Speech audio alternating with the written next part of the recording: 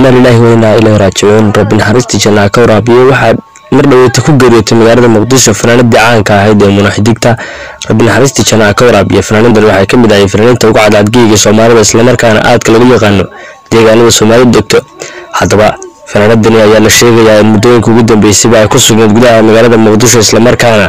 ay ka qayb galaysay showga ciidka ee la qaban doono habeenka ciidka Allah u naxariistay waxay noqotay runtii mid aan showgaasi ka qayb galin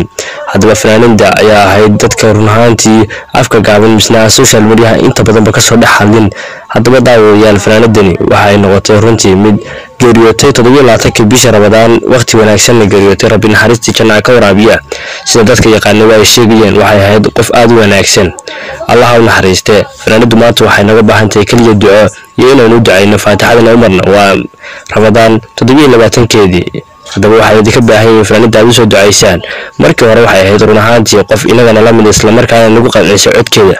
balse hadda way naga hooseysaa Allah u naxariisto ayaan leenahay balance inta wararka isku duuban hadii aan nahay waxaan leenahay inna lillahi wa inna ilayhi raaji'un rabbina xaristi janna ka waraabiya ehelkii qaraabadii faamiligi asxaabtii ilaahay samariyay imaan saadiqa ka siiyo idinkuna soo duceeyay idinku ugu ducaynaya bartooyay komitiga si la shargareeyo muuqaalka loo wadaaga asxaabtiina dhammaan umada Soomaaliyeed si ay ugu duceeyaan fanaanada aad u mahadsantahay hadii dalkaas soo gaadhay sidoo kale walaal macaan muuqaalka la garee